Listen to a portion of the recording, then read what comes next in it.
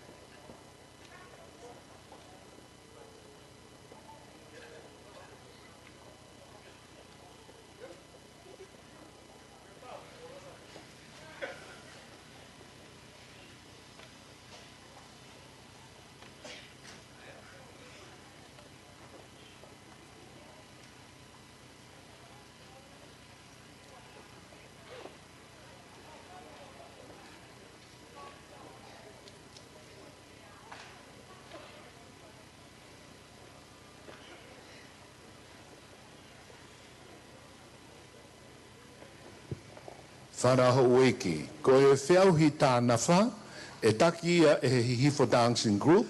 Hiri ko ia e hoko mai a Thomas To'oa mei Houma, Solan Hafoka mei Ahau, mo Siausi Tahi mei Ahau. Ko e konga make hene tau pō kalama mo mea mai ki ai, mei he ofisi ko ia o e taki mamata.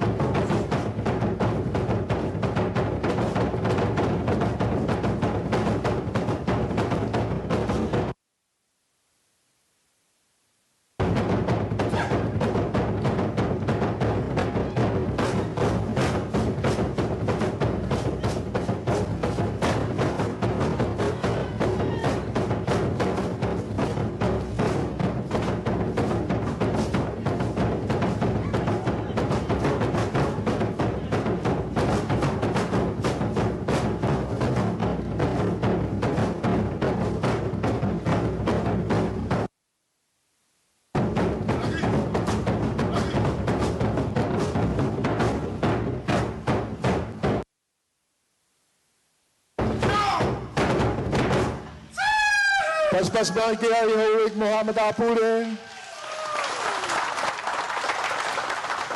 Apu e whakaawhita ki mo tōku tōpe o mo I he hala Vuna. Pe ko e hala koe ni ki he Wharf ko Vuna. O ku ata ai usea ke awhe mai ki ai. Ke tau inas ko toa hinga he Broadcom koe o e whiawhini. Ka ki mua ke tau toe hoko atu o kou Fe'auahi heni ho ik Mohammed Apure. Mau mea I foki ko e kamataanga e ni o wike Heilala o e tau ni. Ai e whiawhini. Ko e uhinga ia e o wau koe ni. Ka koe ni o ki he ni a mis Heilala me hua noa taha hiwa ki hua noa ua tolu o e otu wherenite. Vehenara fifita horewa lifsia a whokololo perenata tupoutu I pulotu souku. Ka tak whiawhine e ki peka ke tuhaki alunga ke meata houeki. Ko e whiawhine e ni. Whakawheta maro ho lava mai. Maro.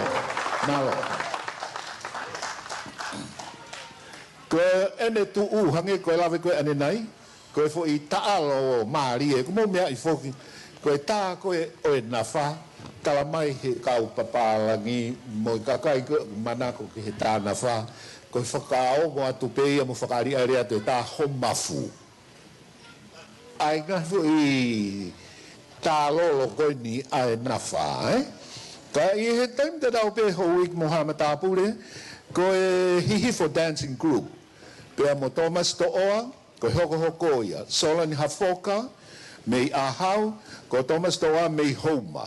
Pea pehe foki kia Tomasi mei ahau. Ko e kore atu, ko e maube, mo mea ipe, o tau turi taimi, pure a taimi ai pāla. Ka kwai ke taimi taritahi ke tau o whakota, Katak. Whainga maari epe, hoko atu. Hoko atu. Ka taki mai kau tāna wha, teu mai tau ulunga toko lahi.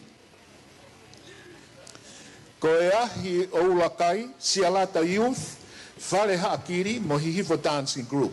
Ko ngahi kulupu tau ulunga toko lahi e te mo hoko atu e tau ngahi poro kalama he whiawhini, pea ku atu ai kore whakamore ke ki mo tau whanau ho weiki. Tō mai, he ku I kai ke pure hataha ki he taimi. Ko e taimi, tene pure I eia koe.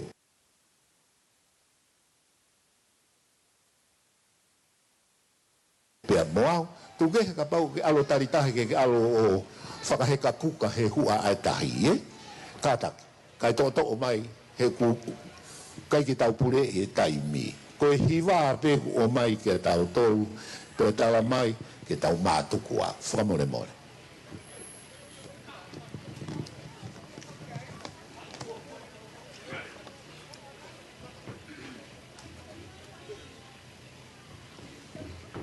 Kore atu ki mautou kau he pō kalama, whakamore. Tō o mai, whakatatau ki he whakahoko koe ni o kou o atu.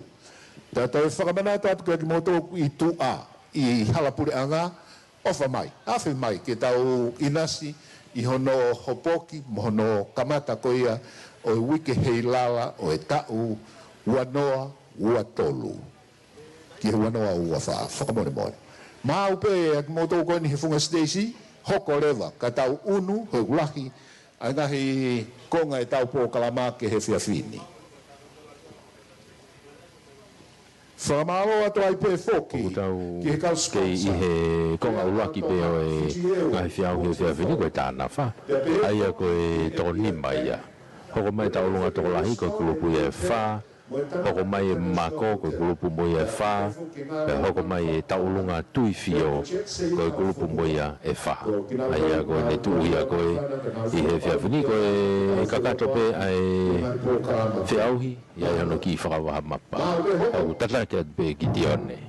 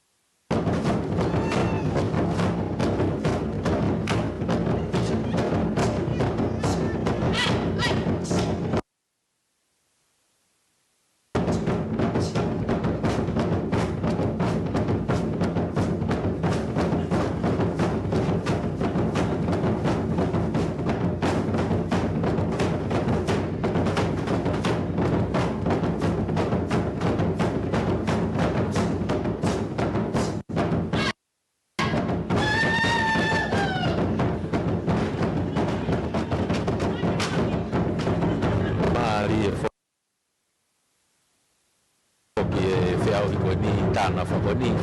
Mei he kupu konia hihi fō koe whewhine ia o tāna whakoni. Pau maari, ea ngā te wholahaka mo ne nawha.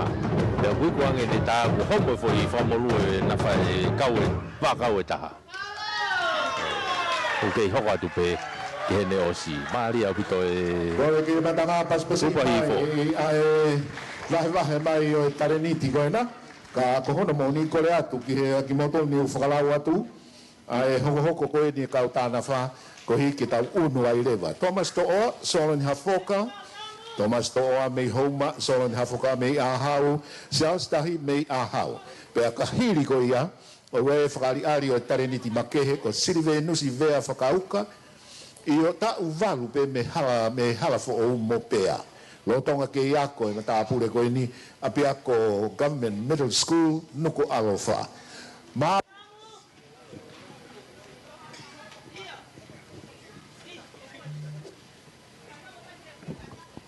Ai he koe tu ia taimini koe o si pe ka ku pau pe ke na fa ko ko le mai pe ai ka tāna fa to e tau to tolu ai koe na ku fa ko ko tu pe be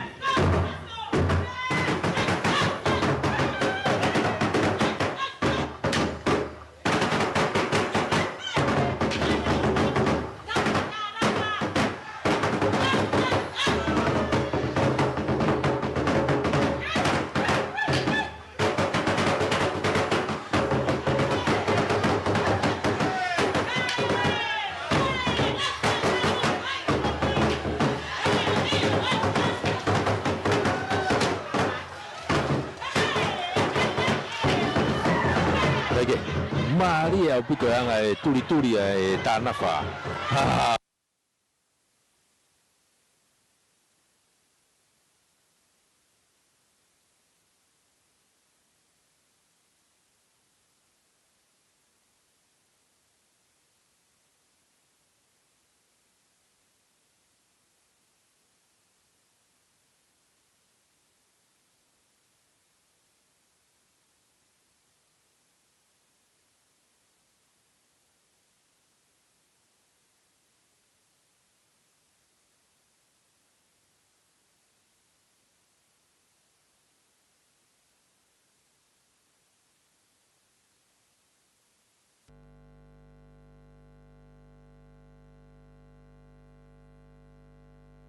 Asau.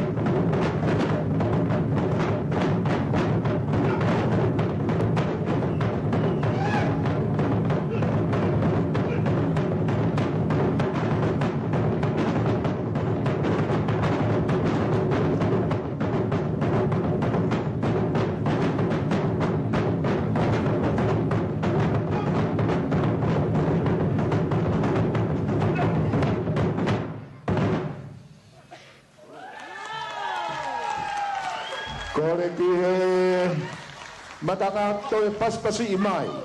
Ko solo ni hafoka mei a hau. Pea moe ne whakariari hono tareniti. To e hoko mai heni a siaustahi mei a hau waipe. Tau kāinga sore e kau haa moa aeni e. Ai e lewa.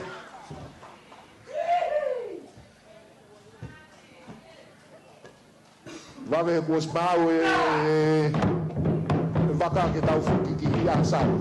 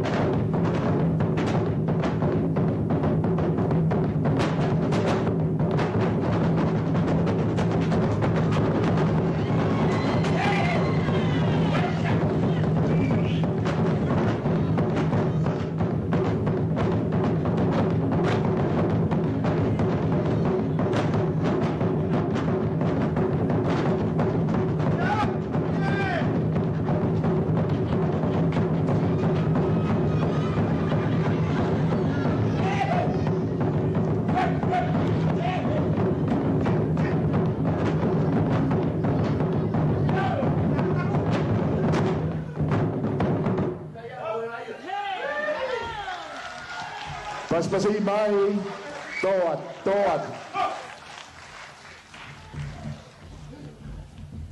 Kore atu kai mutu kau e tau pōkalama tō mai, pule tau taimi, pako taimi whakapalangi, whakamore, hiwa ape, tāpuni e tau pōkalama.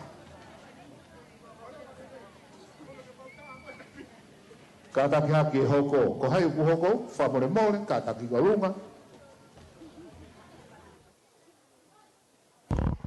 Ka katoa e Fe'auahi koia e tāna wha, ko i kulupu e wha, ko i hifo dancing group, toko wana e tāna wha me ai.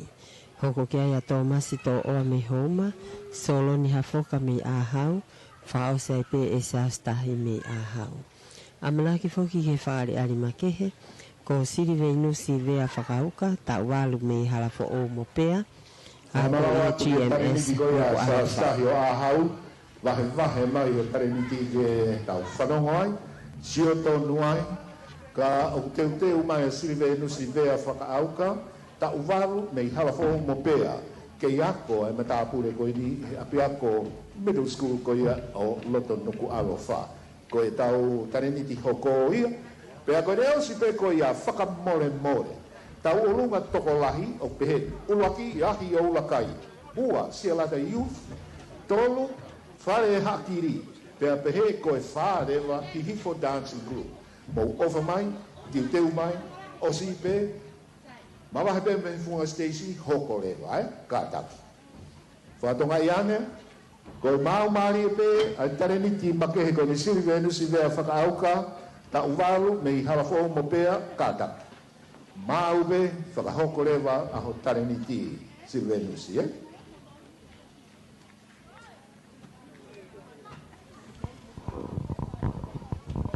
Whare ari makehe ia o whia whini.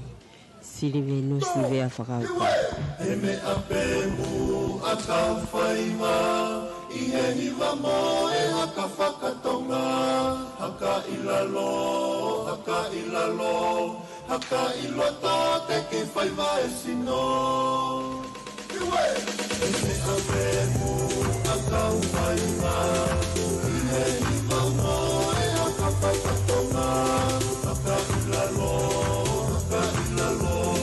haka iloto te ke Faiva e sino. E tonu e loto, tonu e sino, tonu e sio, pea tonu e ongo. Haku kita e mai e langi mama o, e oku mea i ai o whakakato. E tonu e loto, tonu e sino, tonu e sio, pea tonu e ongo. Haku kita e mai e langi mama o, e oku mea i ai o whakakato. E laka tuki mu, alaka tuki mu, i haka helata, tau e langi, whakatau pasi pea katai. E laka tuki mu, alaka tuki mu, i haka helata, tau e langi, whakatau pasi pea katai.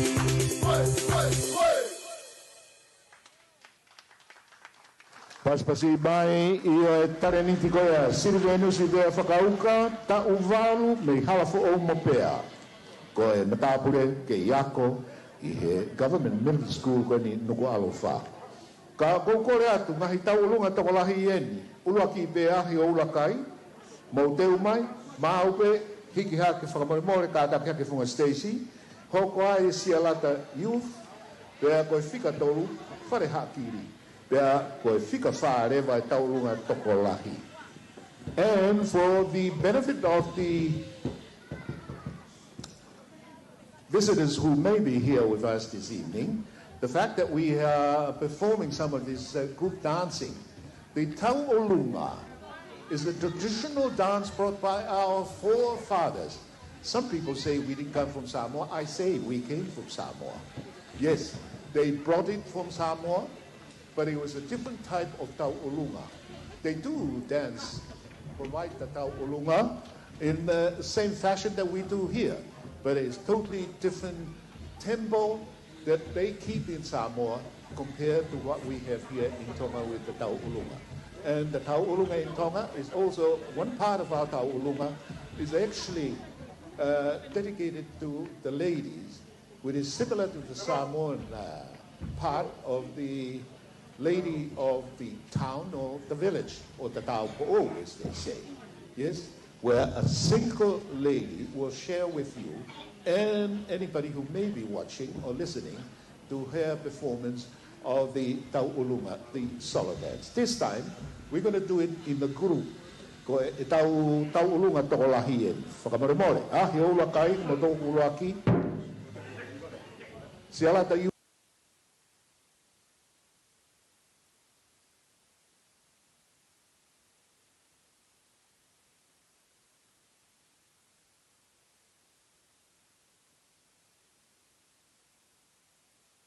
e turi e tānawha. no fo ova I hihifo, tonu ke whoki ki upolu. Paspasi ima e fukau whawhine. Kahi a ulakai mei he lausi I houik Mohamatapule.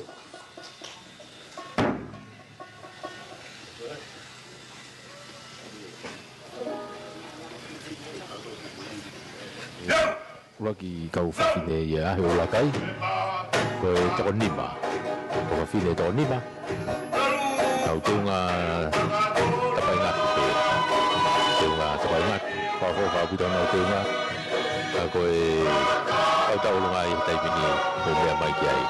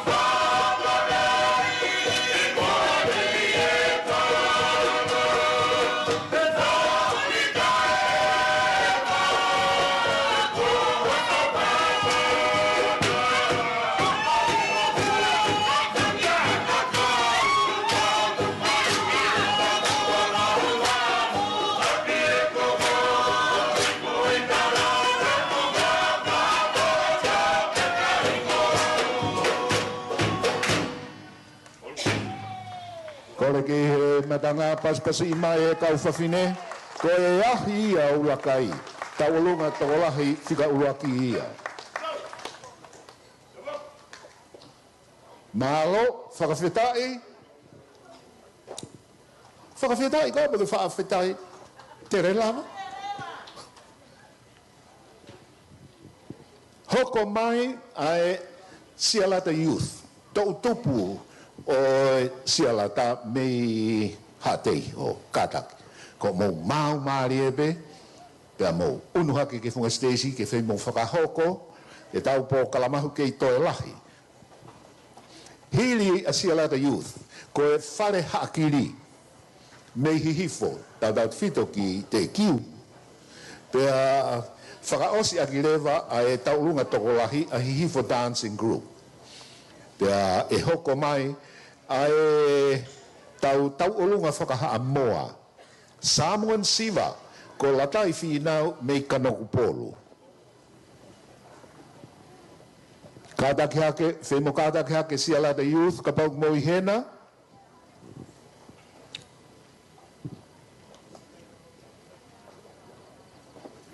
Weke ko e programa i e whiawhini kau whakataha tuai me he kolo Heilala e ni o tau iai me he wafu ko Vuna. Ia ko e kulupu e sialata youth, tau tupu sialata me i hate iho toko wha, kau whawhine toko wha, ko e ngatu wari uri, pe au toki fungani a ki e wha, pe a mo e maire, ko e teuteu ia kau whawhine, o e tau tupu sialata me i hate iho.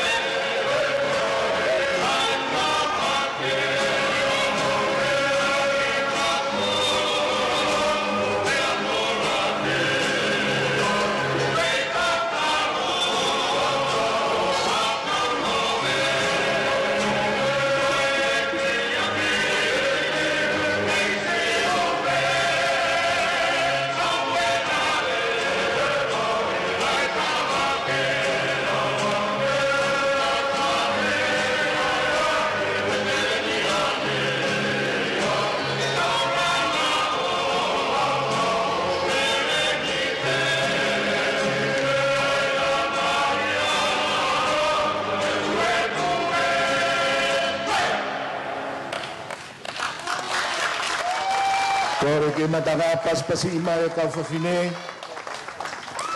Koe sialata youth.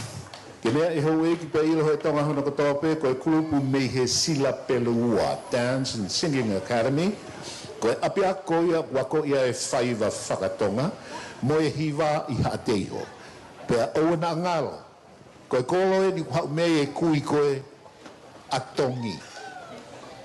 Ai takara I loa I mamani I he tare niti. Tangata Tonga ko ia, ko honomoni, tamai ki ha teiho, whae ki ha moa, ai kui, Ko ia ai hou ik Mohamed Apure, ko e Sela the Youth, ko honomoni, una wako I e Faiva FakaTonga, moha to e Faiva FakaPolinsia. Pea lava I pe mo tā piano, tā ki tā, I o pea mo e hiva. And ko e hoko, ko e whare hakiri, tō tupu e kolo ko ia ko āhau. Ko rea, whainga mārepe, mo waka hake, ka tau hoko atu. And by the way, the last group which you have just listened to and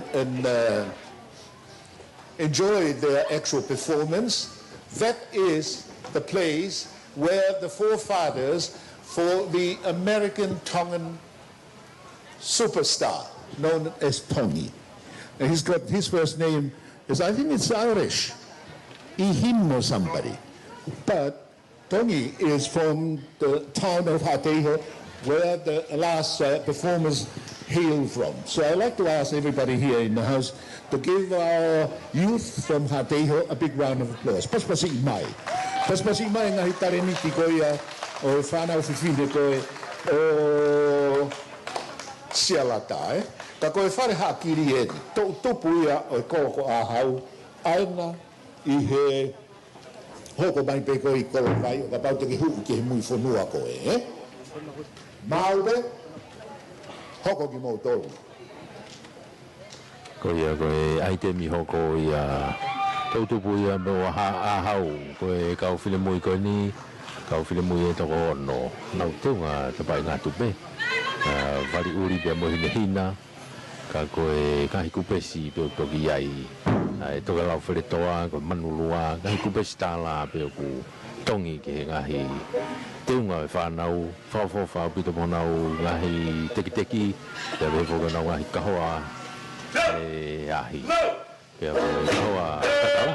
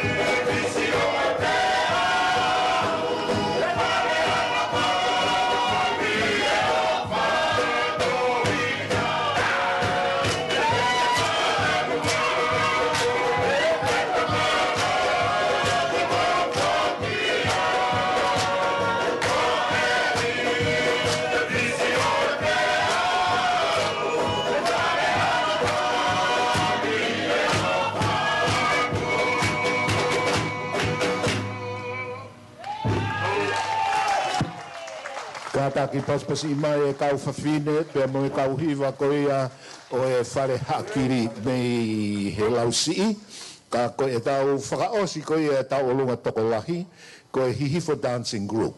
Pia ka hiri koea, koe e tau fo i Samoan Siva, me alatai whinau, mei kanoku polu ia, koe e tau special item. Ka kua me whakamalo ke pureanga Tonga, malo, whakawhetai.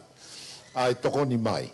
Pea pehe ki he Fiji Airways, i e whakahoko ko ia hono poupu i kakato o e mea ko e taki mamata he whanuani, mo te uaki ko ia o e aho alo i o e hau.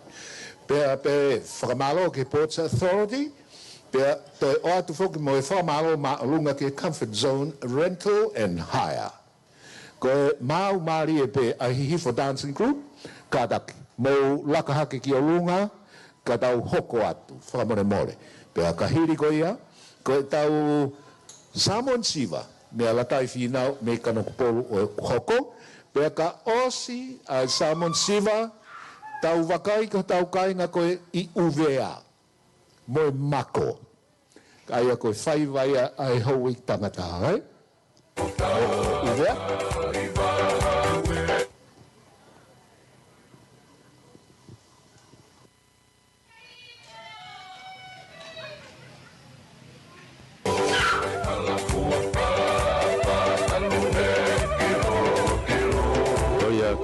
Grupo Fausene tau olunga hihifo dancing group Fakakulupu kau fina moi koni nau teunga nau tolu ia fa taipe ko kie te magai atu pe ko kie moteni eni he sai mini to te wai pe mo fungani aki ai ngahi teu ko teunga kau fina moi Fakakulupu.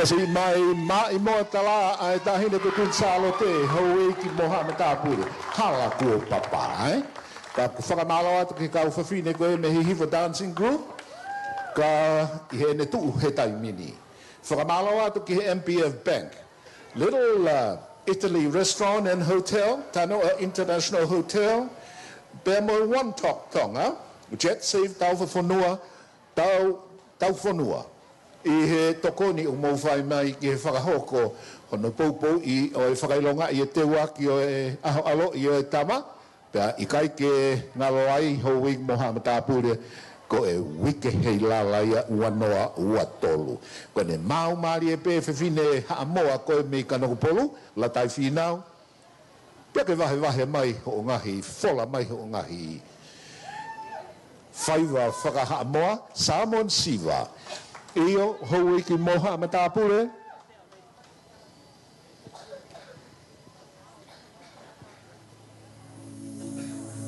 Samoe! Ai awe! Awe whakapo! Iyo!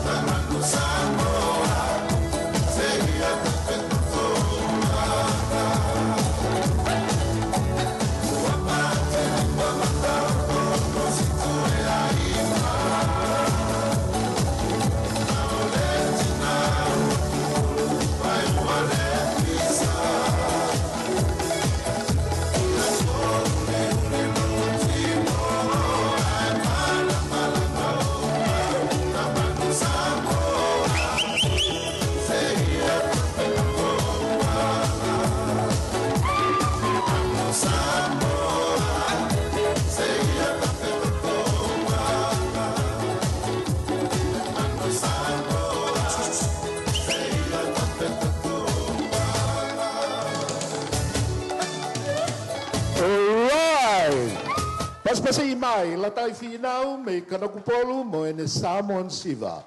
Yep, acknowledging where all those beautiful dancing came from, all the way from Samoa. Anyway, moving along, next in our program, the Mako dance, a particular dance performed by the male dancers of the Wallace Island. Hoek Mohamed Tapu, le konga te tau hoki ai. Ko e ahi o ulakai, te nau wahe atu ai Mako. Ko e taha ngahi Faiva tu ki mua, o e kainga ko ia o uvea. Ai na toki ilo e warisi. Tau pena e nima peono ki mua, pe tau maka te kui ki gohe ta fitolu ki Tongan ni. O whakahingo ai a uvea ko Wallace. Pea pule i e Francais he ngahi ahon, ka oange ki he ahi o ulakai, ke nau wahe mai, a e nau mau o whilawe i moe Faiva ko ia koe Mako mei uvea. Hoko ai Heilala Youth, ko e whare hakiri, pea moe hihifo dancing group te nau wahe mai. Io, ko e kau tangata ia, pea ko e whahinga Faiva e nia ai kau uvea, o ku manako pe ai hou i tangata ke nau tala noa. Ia ki nau tolu pe. Kai ke whaatala noa ia moa whiwhine. Tala noa pe mātua tangata ke mea koe nau manako ai. Koe Mako ia. Houik Mohamed Tapu koe mau maari e pe ahi oulakai. Io wahe mai. Wahe mai aha o mau mau ki he Mako. Kau whakamalo atu ki he kau sponsors o e tau proklama. Ki he Pureanga Tonga, Malo, Aupito, Fiji Airways, kau taha whakapuna, Ports Authority, Comfort Zone, Rental and Hire, o Wanangalo MPF Bank, Little Italy Restaurant and Hotel, Tanoa International Hotel, One Talk Tonga, and Jet Save Tau Whanua.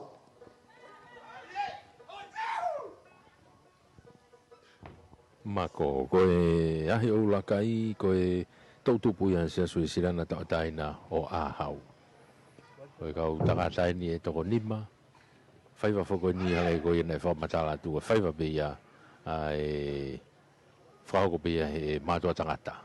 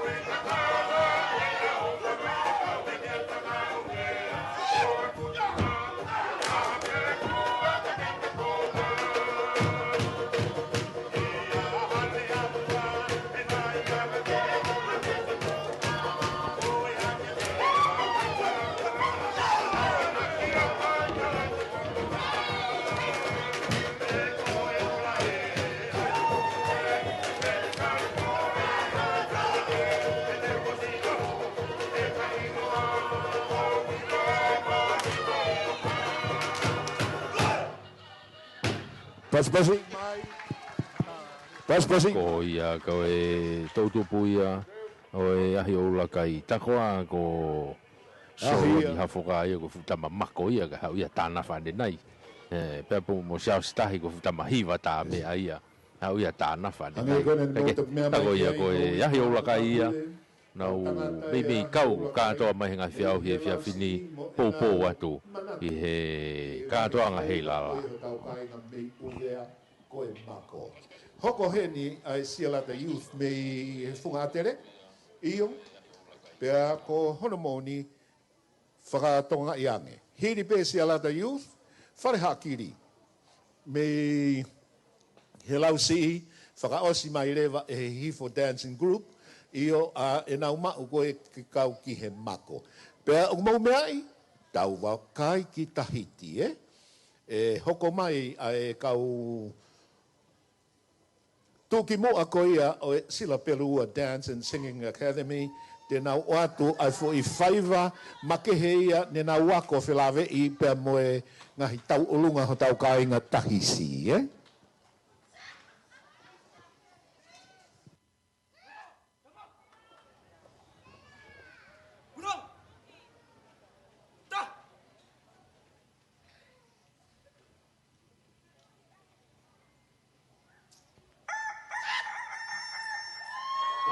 siala ta me hatei ho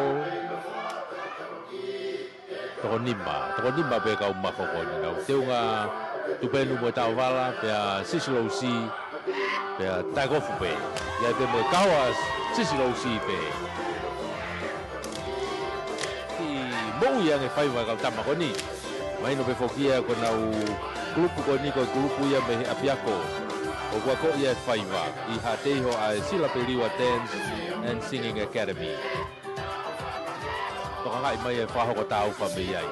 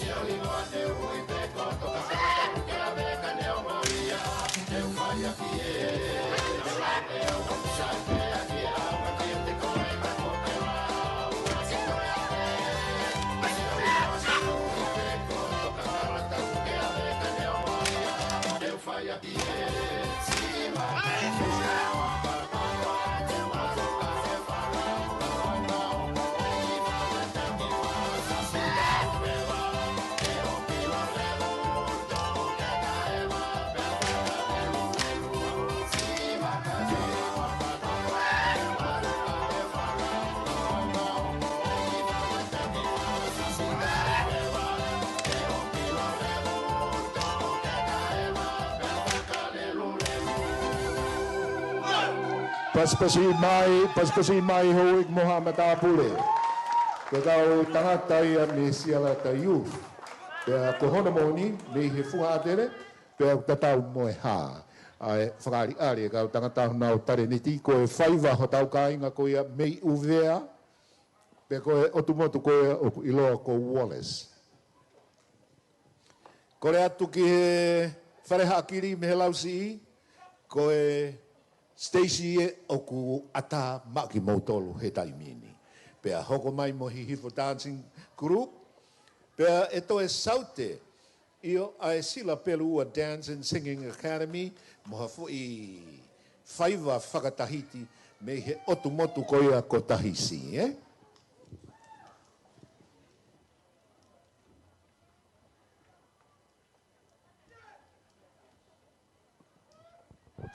Hoko atu pe taimini tau ke I he kulupu pe ko ia Faiva e mako. Whareha akiri, mei ahau ai pe nia. Ahe ola kai ai pe. Tau moriu mai pe kau tā mea koe ni e kau hiwa me he ahe ola kai. O langi toa pe he ngahi Faiva, pe mo ngahi teu ko ia o he whiawhini. Io kei whaika maari e pe, ai kone tūko ni, o sen pa toi rewa, ai kulupu e taha koe taulunga tui fio, toi Fe'auahi taha koe ia, taulunga tui fio, koe iau toi mai, ai ko mimei taulunga tolahi ai whewhine, koe mako nia koe tangata, e toki tui fio rewa whaosi aki, tangata mo whewhine. Toko fitu e kau tangata ia e mako, ai whareha kiri. Ako kau tama pe me e ahi o laka I ai pe.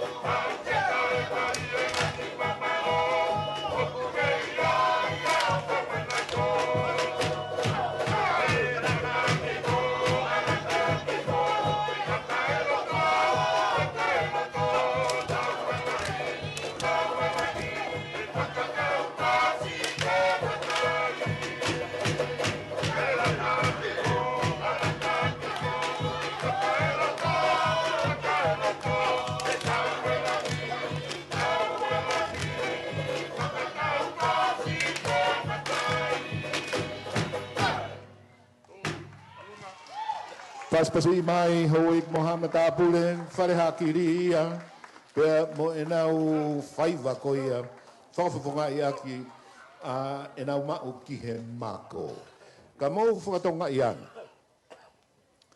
Hihi for dancing group ko moto o kuhoko pe ka hiri ia te tau unu ai pe ki tau olunga tui fio. Ai a koe ahi o ulua kai te nau kamata hoko e sialata youth Farehakiri mo hihi for dancing group kai unu ai fine ai kau Faiva whakatahiti koe ke toki hoko mai ki nau tolu hiri ko ia ai whika whā o e tau olunga tui fio. Whakamore more,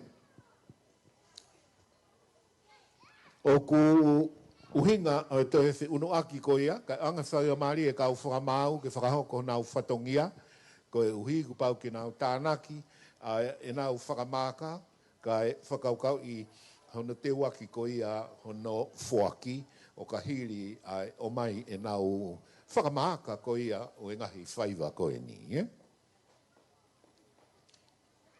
Hihi for dancing group? O ia ko e whanau tangata ko ni e tō whā. O gai mo ko FakaTonga i ko tau si taha ni he ni o kui he ni. I he kau mako ko ni ai Hihi for dancing group. Ko e whanau ni me he kulupu. Nā nau Faiva mo tōru kana wha mea atu ki he wakaloa i hihi fo. O e toi ngā mai ne whanau mi ai mahino pe whoki e uesia ai whare tarifononga koe ni pia mo feitu koe ni a wakaloa i he Fe'auahi. Ka koe whanau enu nau kei hoko hoko atu pe ai hono ako i pia mo hono teke ho nau ngai tare ni ti nau pōpō mai ki he Heilala he pōni.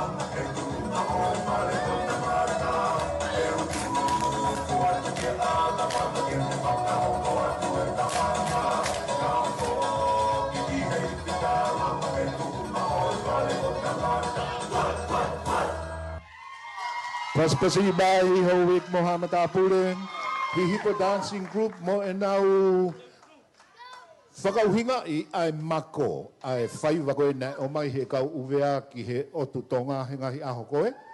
Ka ko hono moni koe Faiva ai houi ki tangata o e motu koe a ko uvea. Ka watai pe mo futuna. Ka ko hono moni pura i foke o whunua koe a he taimini e Francais. Ka pau o ke whakaamu ke to e whakaloroto. Ke i whakamalo ia e pe tau kau whakataha mai e tau polokalama. Tata ki e tau polokalama e ki te one mai le office.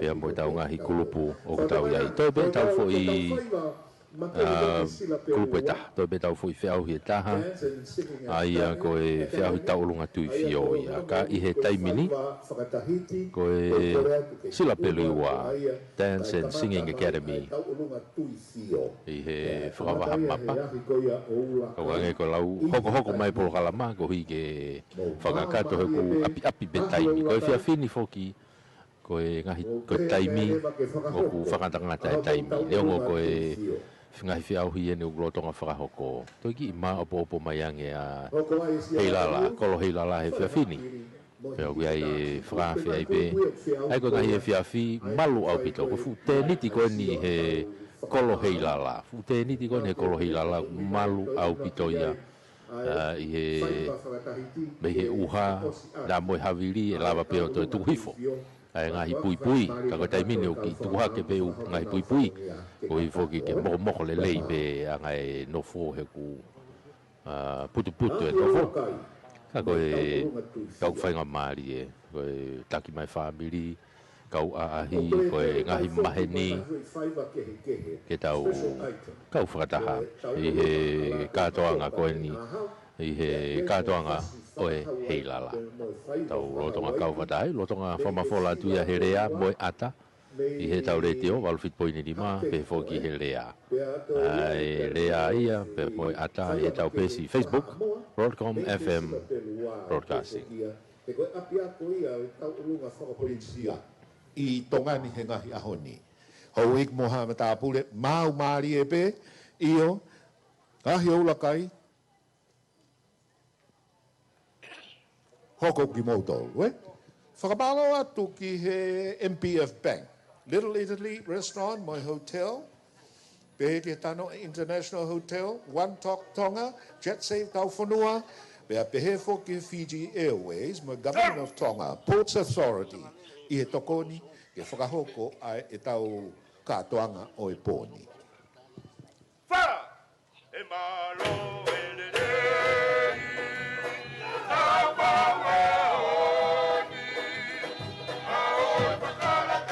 Kamatai e tau tui fio i he whiawhini o e hahi oula kai kau whawhine mo kau tangata kau whawhine pena nau kau koe ane nai ange he taulunga tokolahi e mo kau tangata pe koe na nau toki situ atu he mako nau tolu penu nau toe foki mai koe ni nau whakataha mai rewa i he kulupu whao si e whiawhini ia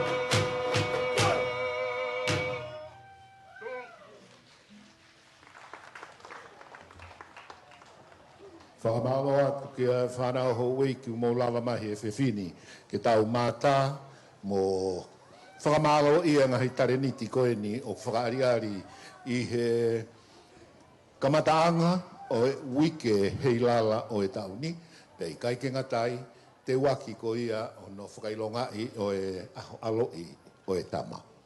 Ka i he taim ta taupe, sialata youth ko mo whainga maari en, hoko mai mo e whare hakiri, mo e hihifo dancing group. Pea ka hiri ko ia, hoko mai le vai a taufu i Faiva koe me he sila pelua Dance and Singing Academy, koe Faiva mei Tahiti, eh? Pea toi ai fo i tolu ke he ia. Tau olunga latu hafoka mei ahau, toe mo e Faiva whakahawai i a sila pelua io, pe pehe foki mo e nau toe Faiva whakaha moa. Tō atu, hauki. Tau uifo ke tau tō a Hawaii ko ngahi ahoni ko vaihi, eh? Ko tau hingo FakaTonga e ko vaihi. Ka koe vaihi he tau rea, mou mea, hau e mo Tongatapu le, koe talamaia, ko vaihi he kaipete ke au koe ki ai. He ku mama tatau pia Hawaii ki olunga he e kueta, mo e tau tu a tau tō koe ki lalo. Lalo ki he tropical cancer, Hawaii, pe mo e tropical Capricorn, ane tau iai. Whakataha mo ngahi, wheitu lalahi koea o Quinsilani, nau. Tawa e whakafofa nau ea hange ko tau tolu whanua. Houik mo Tongatapu le koe mau maari e mai pe, mo laka mai. Ka tau to'o, he kei toi lahi, ai ngahi kongkonga e tau pokalama, eh? Whamore mon. Sialata youth, tau olunga tui fio. Ato ai pe whaigamari ki he kau whakamau, o whape ku whaigamari pe wheituna ki whakahoko mou whatongia. Tonga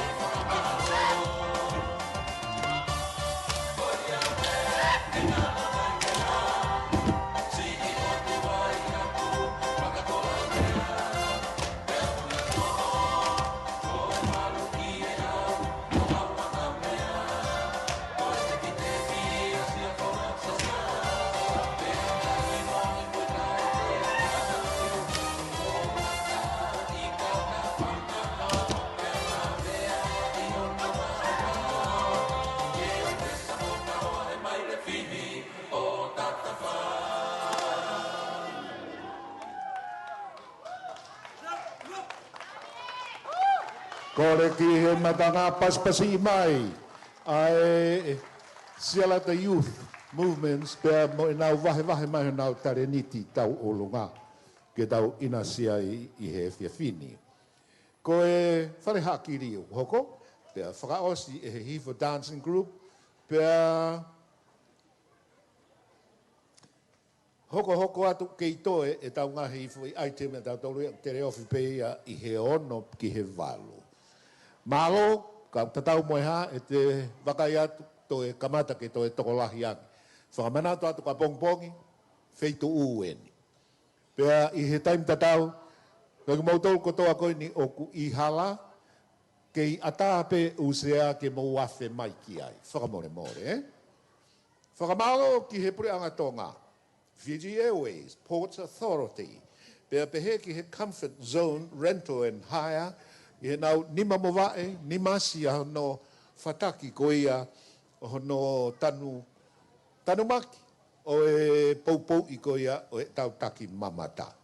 Pea foki ki he MPF Bank, Little Italy Restaurant and Hotel, Tano International Hotel.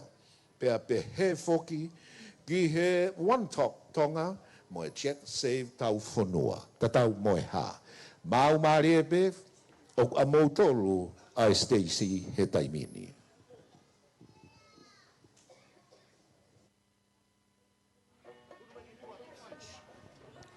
Hoko atu pe tau kau whakataha I he kātoa ngā. Mō mea mai he tau whapawhula. Walfit poini di mai whaema. He whoki ki he tau live stream I he Broadcom FM Broadcasting. Pei hoko atu pe whakakatoa te tau Fe'auahi. Whare hakiri. Pei ahau ni tuifi o Tongatapu whawhine.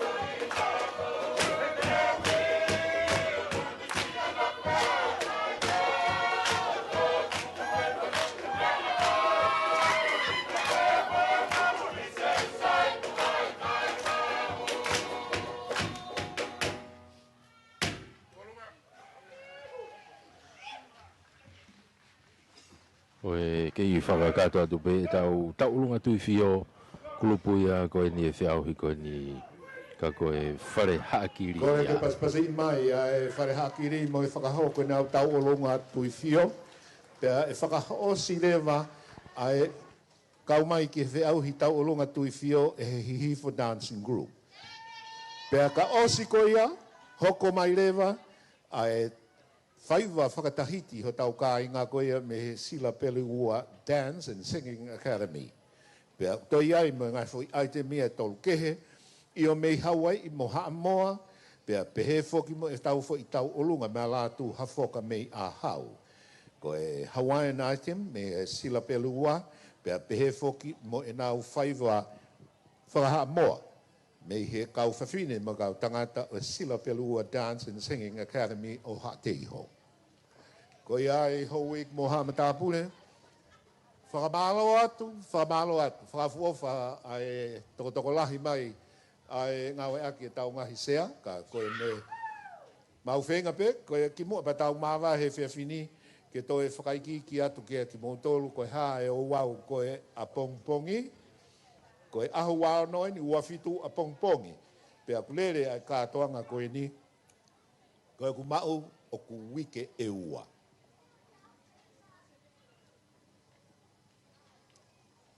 Hihifo dancing group.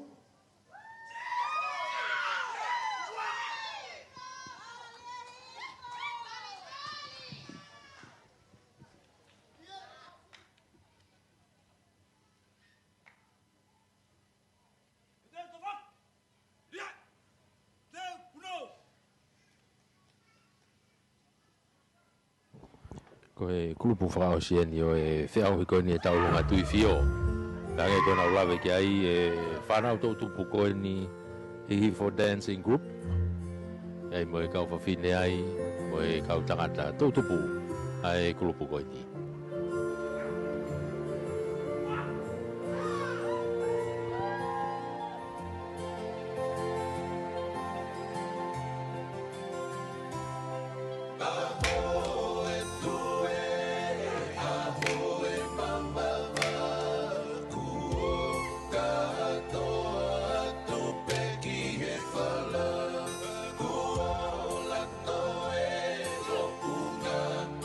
Eta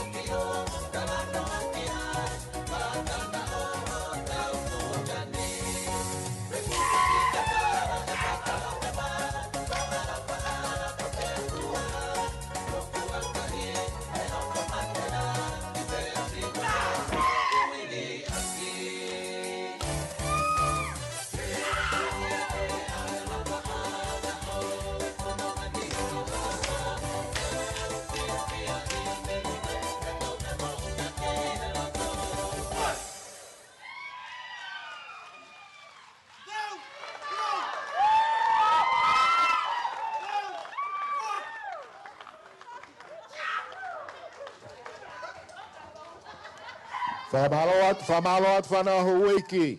Tau te whito ki he ngahi tareniti koe ni ko toki osi e nau wahe mai hana ngahi tareniti. Hihi for dancing group ka I he whainga maari e koe ni. Kore ki he Sila Pelua Dance and Singing Academy, I o ko mau whainga maari e ni ke whakahoko e tau Faiva koe me he o tau kāinga tahisi, me tahiti. Whakatonga iange hauik Mohamed Apune, hiri koe ia, to iai pe moe fo I Faiva makehe, koe tau olunga a lātu hawhoka me a hau, hoko ai pe moe to e fo I Faiva kāinga hauai, me vaihi, ko vaihi e, Io mei waihi e o at whakahoko atu he Sila Pelua Dance and Singing Academy. Pea to e fungani aki ai fo I item me he kāinga haa moai pe me Sila Pelua Dance and Singing Academy. Mau maari e be? Whaitari hagi modol.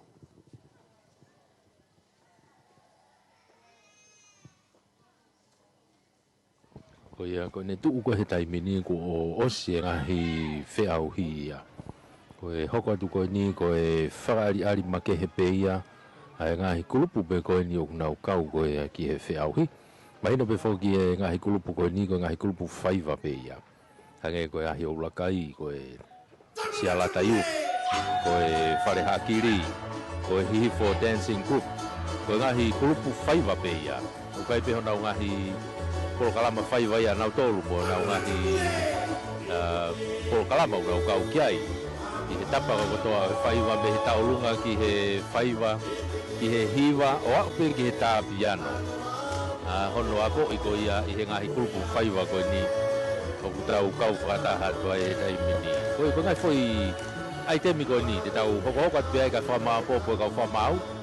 Ake ko ia ko ne tuu Wahoko atu ko ia ai kau whamau ko ia nau tokanga ai Fe'auahi ko biai Luciane halafatai hakeai ko biai ane reisina kola matangi vi e mo te vita vaiola faunu o e kau whamau ia o e Fe'auahi e o he atita reva heta Luisa Palu telefoni e mo kefi Walters ai ko e nau tolu ia nau toka ngai ko ia ai whama popo ko ia ngahi ola e whaki ko toa pia he Fe'auahi ko o te mo mawahe mo whangongo mai pehena e tau kau whataha I he ola e o atu ia hiri ngahi whari ari ko ni o kurotonga whahau ko taimini maari au pito e Faiva whanau ko ni ko nau walaanga pe nau tolu mo e Faiva Ko kai ko nau tok Faiva ko nau wako I ki nau tolu he tapa ko toa pe ke nau whahoko e Faiva I ene lere I taha.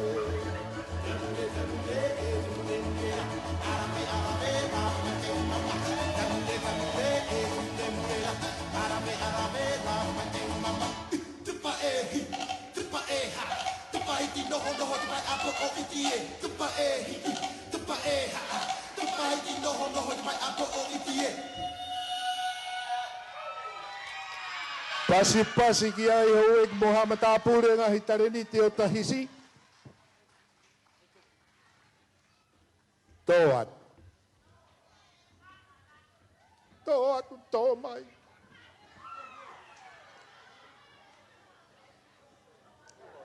Kadat whakabone more. Ladu hawhoka ko koe oku hoko moho tau o lunga. E toi hoko mai ai Faiva whakahawai Sila Pelua Dance and Singing Academy. Pea fungani aki, Faiva whakahamoa mi he Sila Pelua Dance and Singing Academy ai pe.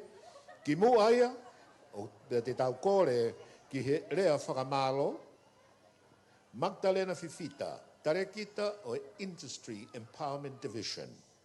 Whakatonga iange, ko e hoko hoko ia tau ngahi polo kalama, ka e whakaosi aki, ai whakaha e tutu ni koe a kau whakamau I he whai koe ni o e Fe'auahi koe ni o e Fe'auahi. Malo. Kātak whakamone more. Lātu hawhoka. Kuke a umai. Nā ke hau I toafa. O ku mata e toka nge pepo ko hai me ko lava mata mai kane o ia ho ik Mohamed Abule la tu ha Broadcom ma opo pole reipe ai matanga he fiafini ko anga fugia o e toka ngai kina no tataki e programa me he tau MC o e fiafini ka ko mau e fifine tau lunga ia Fakakato te programa e fiafini mei ahau e na ko la tu ha foka mei ahau ko e tau lunga ko e taimini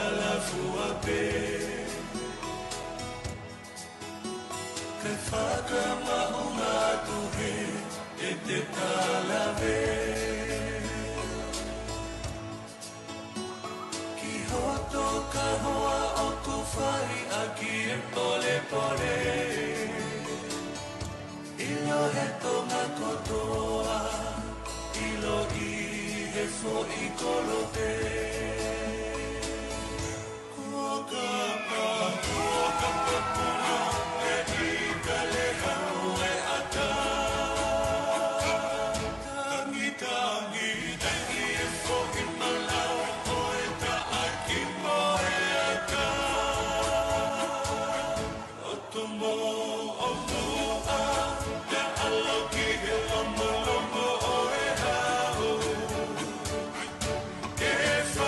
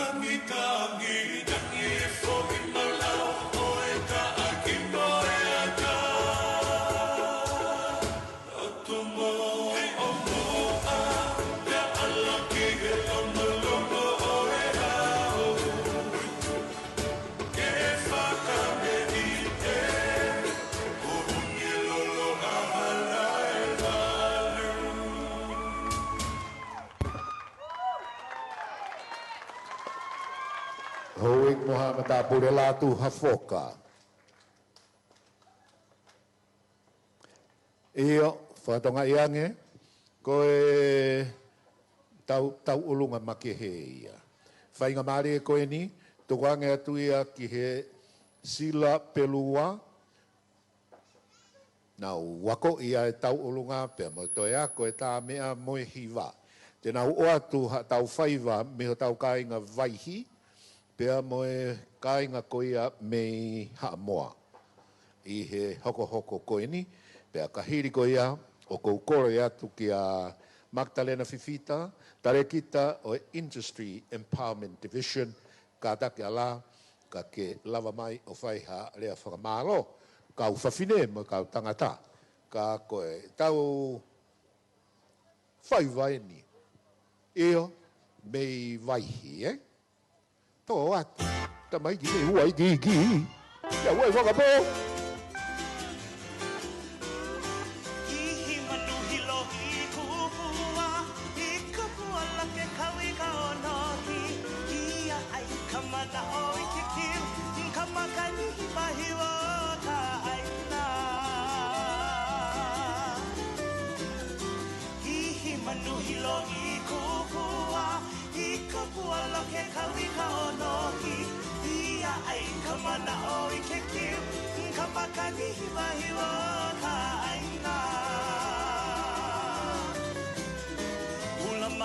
Ka hua he kili, I bili ka poli a he mo'ol, e ole o malula ni la e, a ohe anu, a ohe ma e ele, e a, wapa ke le mai ka hane, I ka popa I mai o na nanu, a ole no e paulilo ana, I ke a aku ka aina.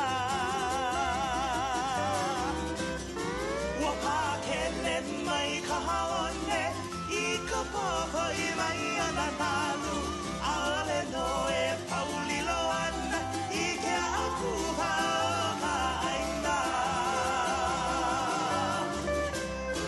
Ula mahi a ka hua he kini, I pili ka poli a he mo'ole, e ole o malula ni la e, a ohe anu, a ohe ma e ele, e a.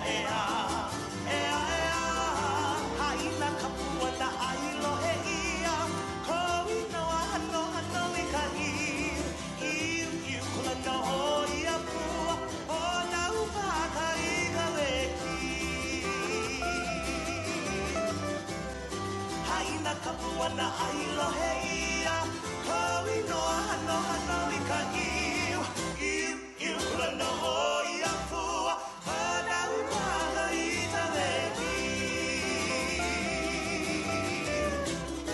Hula mahi a ka hua he kili, I pili ka poli a mo'ole, e ole o malula I la e, a ohe anu, a ohe ma e ele.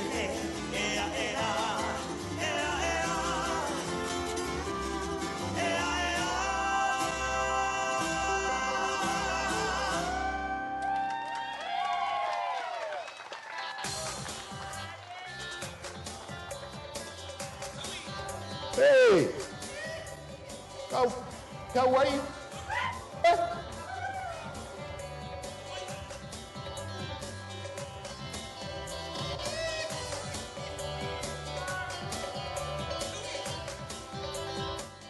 Ai ke molo to mea mai he taimini hoko ko ni ai Faiva ai sila pelua dance academy nau whakahauai ane nai ko ni o nau whaka Samoa he taimini ai whakariari ko ia ku teu ki he whiawhini mahalo ko e osipe whakariari ko ni ngari e whamapopo ai pe ai Fe'auahi ko ia o ngai Fe'auahi nei whakahauko I he whiawhini tau kau whakataha tu ai I he rorotonga ia ko e kamata e whiawhi kamata e ni o e katoanga e Heilala I loto Nuku'alofa I he Wharf ko Vuna o kia I e kolo Heilala I ko e Heilala village mea mai kia I he whiawhi ko toa pe kia ka pau ke lava mai I unu hake pe ki he tau pesi Facebook kai Broadcom FM Broadcasting o ke tau ki pia maria pe ko holo te pare o wau ku kai ke lava mai ki heni lava le rei pe pamalo la he pe heni ki potunga tak mamata Tonga CEO pe fo ki he potunga we Minista pe mo kaunga we malo e pou tau kau kataha i he katoanga koni kia utaki atu ke tapa katoa pe pamalo lahi atu kei whakakato atu pe ki siwa ai hamoa kau hamoa koni a sila pelua pe tau toki hoko atu lewa mei ai ko hae taimi o kutoe e whakakato ai au whangatuko o e katoanga e fiapini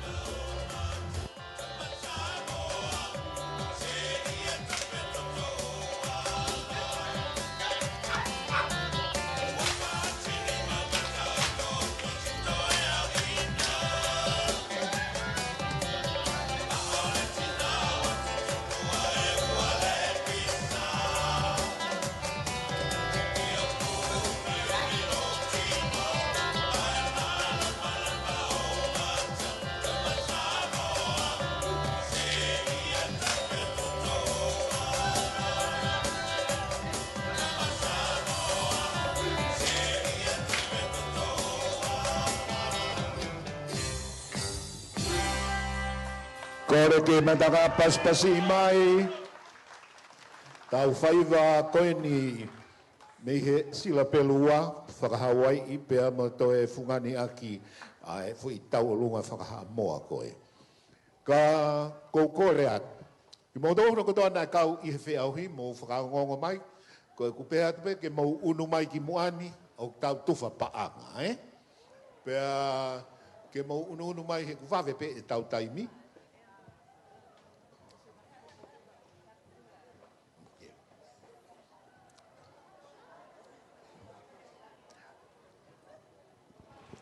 Korea Korea Formalo.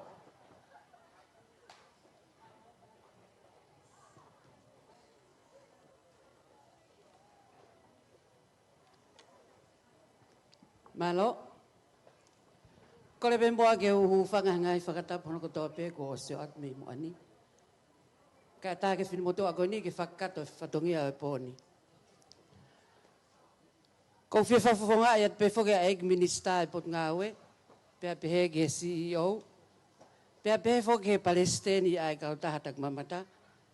Ion o atu ai lea whakamalo i he whiawhiko ni. Koe ulua ke whakamalo ke o tua mafi. I hene whakalao na tula. O tau lava ai ke tau mauha katoanga i he pōko ni o afua. Ea moko moko. Pe whakawhia whoke. Ua whakamalo lahi heni ki he whakawhalang e whiawhini. Anti Pasemata tau ni sila. I whakataataha o taimi, ka ke mea mai, ke whakalanglangi ai ki polokalama e whiawhiko ni. O kua e whiawhia lahi, me he komiti Heilala, pea pehe whoki ki he minister mo CEO, ho tari lelei ai whakawhi, na e o atu ki whituuna. Koe au atu ai whakamalo lahi.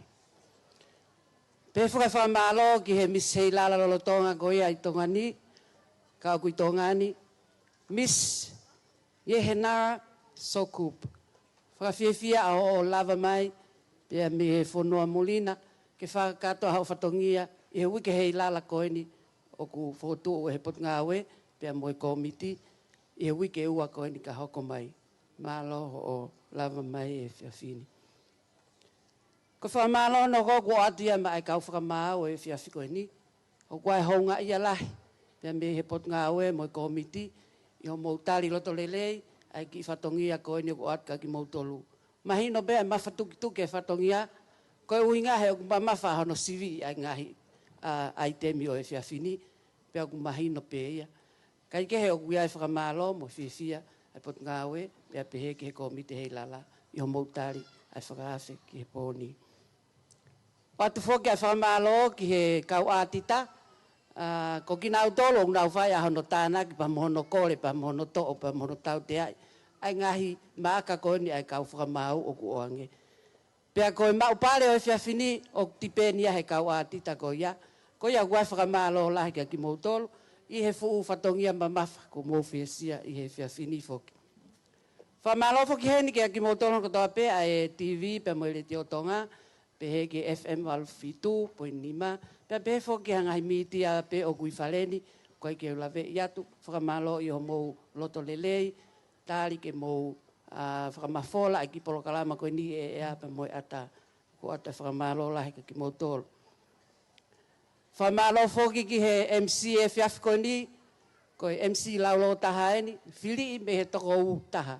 Pue i kai me he toko lahi nai whai hono whili. Koe ia mo mea mai pe ki he whatongia mamafa koe ia MC o kai ke whai ngofua, o kai whakamalo lahi ki a te ia. Whamalo foki ke he DJ e pōni, koe ngahi whasi, ongo lelei ke he tau whanongo, koe toka ngai kina e he DJ, pēr mweni kau ngā ue. Pē foki whamalo lahi ka ki mōtono ko toa pē kau ka inga o tau i heni e whiawhini, o ku toko lahi au pito ho mō mea mai whiawhini, ke whakato e polokalama koe ni.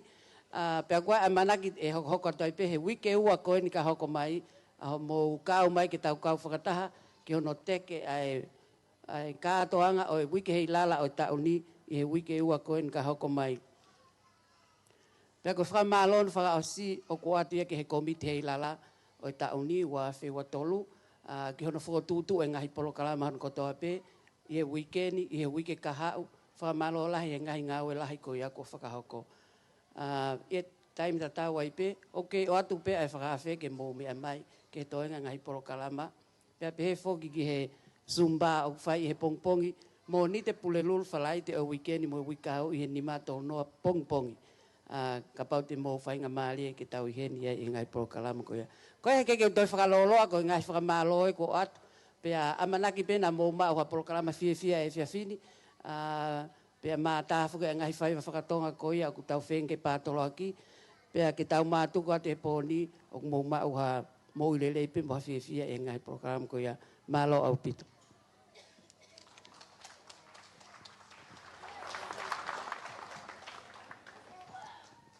Whanau haueiki, kore ke whakahoko atu o wau whakaosi o e tau kātoanga e whiawhini. Pea kou kore atu, ko motou kotoa koe te u whakalau atu, mō kātaki mai, ke to'o mai, he kuwawepe e tau taimi, pea i kai ke ngatai o ku mau mea i pē, whanau haueiki, o kulahi au pito e ngai tawhakia e te tau whihi aki ai, hange koe uhila, koe ne whenga ke tolonga atu, ko hiko a pongpongi, koe aho kātoa koe ku pau ke tau i heni. Whakawhi atu ki mautolu, o ku whakahoko ai Fe'auahi koe ia ai misi Heilala ka koe whanau iki a pongpongi, o no e whiawhi i heni, mautoe e. Hūtata tongi mai ai pē, o kai ke eke hasiri ne taha. Ka mau kalawa mai, whakawhitai. Ka tau hoko ai rewa ki he tau whaki pare. Pea koe taimi koe e ui atu ai whakamore, ka tak mai pē ki mua ki he, ka ukore ki he tau whakalangilangi, ke angalelei pē ka ne whaki ho tohi whakangongo lelei, ai a teke alu mo e tohi koia ki he office tak mamata a pongpongi, o mau ho o koini, mau ho paanga. Ko e kau Fe'auahi tāna wha. O ku whaki ai paanga e ni manoa ke Thomas To'oa, ko Consolation. Ko whakamalo i ho kau mai. Pasipasi i mai, whakamaure. Ko e FakaTolu, ko e paanga e wangiau. Whakia ke Soloni Hafoka. Whikaua, Hihifo Dancing Group, paanga e tolu ngeau.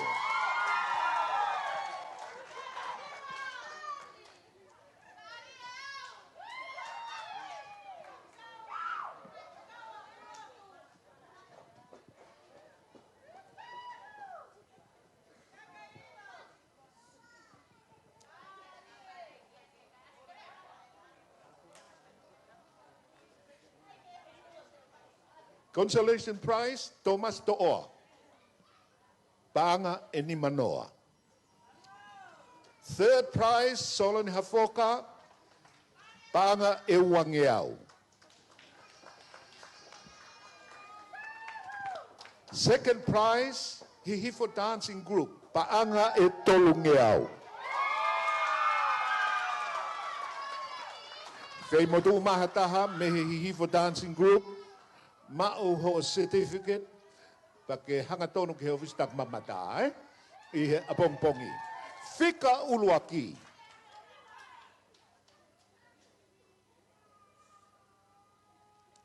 Fika uluaki lewa o e tānafa, o ma'u e siao stahi panga nimangeau. Siao si tahi, ma'u ai pare uluaki o tānafa panga e nimangeau.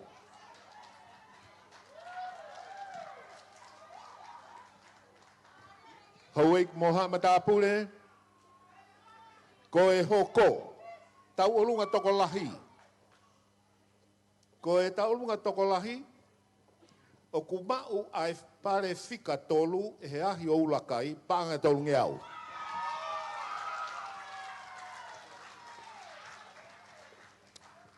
Ahi o ulakai, panga tolu ngeau, third prize, fika tolu ia.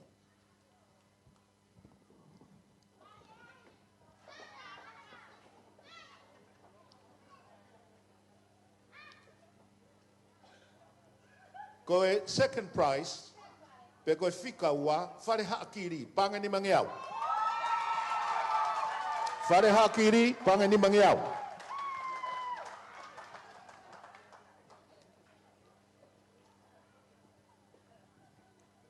Fika uluaki I lewa.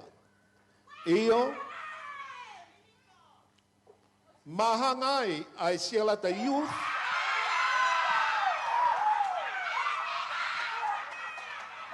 Well, do you want to hear the prize? Pea moe. You can go home now. Fika uluaki, mahanga sialata youth, mo hihifo dancing group. Taki paga e tahafe. First prize for the Tau'olunga. Yes? Tau'olunga Tokolahi is a draw. Well, actually, 2 winners, 1,000 pa'anga each. First prize, Sialata Youth, as well as the Hihifo Dancing Group, each receiving 1,000 pa'anga.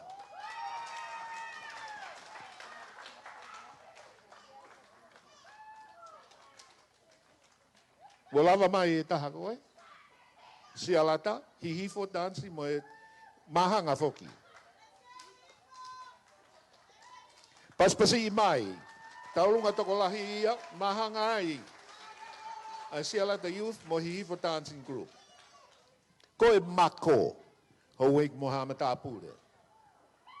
Koe mako, consolation prize, ahi o lakai, panga te au.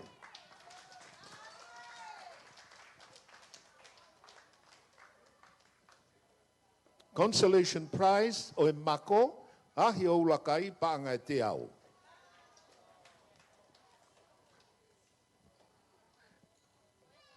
Third prize, fika tolu, whare haakiri, panga tolu ngeau, I he mako.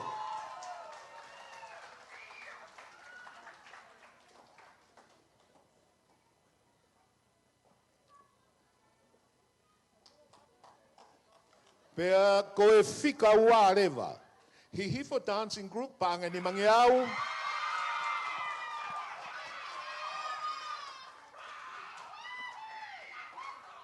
I e Fe'auahi mako.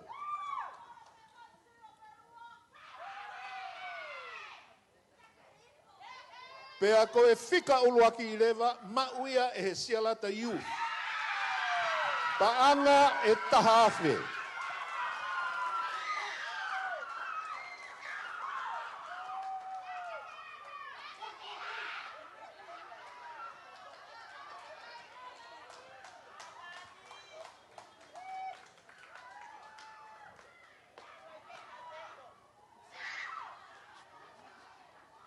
Pea koe taulunga tui fio. Consolation prize, whare haakiri, panga te au.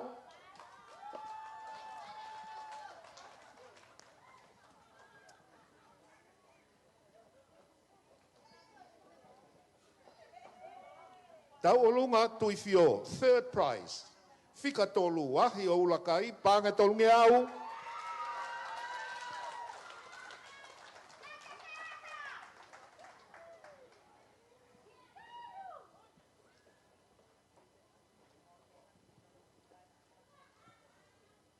Tau olunga tui fio, second prize. Hihifo dancing group, panga ni mangeau.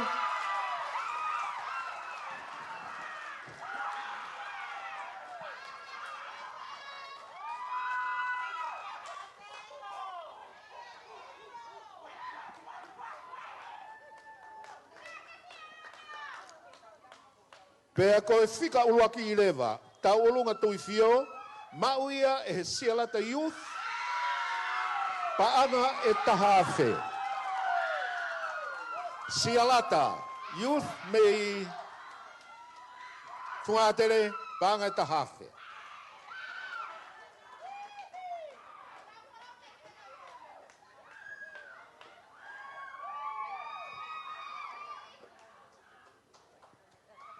Whakamalo atu au pito ki he tau whaafi whakalangilangi. Anga leleika ke mea mai o tataki mo whakaha ki he mātua, mo e whangakui, pa pehe ki he whamiri ai aunga hono ako I ai whanau I he taungahi Faiva whakawhonua. Hauik Mohamed Apure, kou whakawhi ki mautoru, ono e whiawhi a pongpongi ki heni. E lere ai a Fe'auahi koia ai Miss Heilala Junior, a pongpongi. Ka kou whakamalo atu, kia ki mautoru hono katoa, ki he whakalangilangi, kau whakamau, mo ki mautoru ngahi mātu a kou mau lava mai, ewa mai I he whiawhini. Whakamalo foki ki he kau sponsors, Tonga, Fiji Airways, Ports Authority, Comfort Zone Rental and Hire, MBF Bank, Little Italy Restaurant and Hotel, Tanoa International Hotel, Pea moe One Talk Tonga, moe Jet Save Tauwhanua.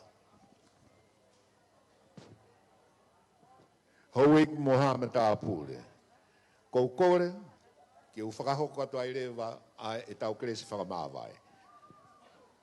Ta mai he wani, mau puno he hou a koe ni o ato e whakamaro ma lunga I he lava kakato e proklama e whiawhini. Whakawheta I whoki koe uhi, koe tareniti o e tupu. Pea ku mahino pe ia me he ola koe a ngahi Fe'auahi, ko whe ai ka whahinga o kunau mo ui aki, hono ako I ai mea koe wahe I ai kita koe Tonga. Hauik Mohamed Apure, ofa pe, Pea ofa eiki ke tau lava whokotoa ke tau ngahi api I he poni, I he huafa hono alo ke sisu kalaisi. Amen. Koe ka kato ia o e polokalama e katoanga e Heilala kua tau kamata I he whiawhini. Me he Heilala village I he Wharf ko Vuna, I loto Nuku'alofa, I he whiawhini pa kona ku mō mea mai ki ai tu e tau polokalama. Tau to e katoa mai pegi heni e whiawha pongpongi, ko tau olunga ia, te tau iai, Miss Teen, tau olunga pre-teen, pe whiawhia pongpongi te tau to I heni ai pe, mo e tau whamafola, walufit poini ni mai whaima, Broadcom FM Broadcasting, pea mo e potunga au e takmamata, mo e whalau e vewa a Tonga. Kau FakaTonga atu mai heni he whiawhini, toa ngai mai tau whaita e whiria paia, me whoki a Pita Takafua, o Wepi Lea Junior, e whoki ki aripate ki sina Junior, e he tawhaki koe ne tau teknika re he rea, o ki ai a mesa ke whahamo ki oa, mo tua whahoha a Merialau Manu, tatau atu, mei he Heilala Village, mei he Wharf ko Vuna, mo mea.